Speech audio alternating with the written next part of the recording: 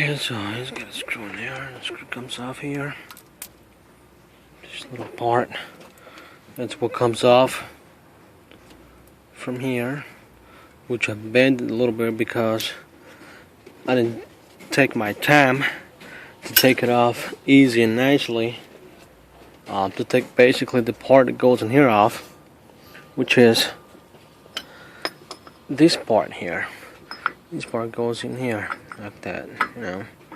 So what you do, you stick two screws in there, and then pops out. Screw 2 8mm in there. But first you gotta take this cap off. Anyway, now you gotta secure fucking something here that pops out too. Take that off, and then you take this round piece off the flat, what's it called, washer or whatever. Then you got this knot, this part in here, and there's another nut in the back. You can just put a screwdriver and hammer that way, it'll come loose, and then the whole assembly will come off. Should be easy to get to the axle with no problem.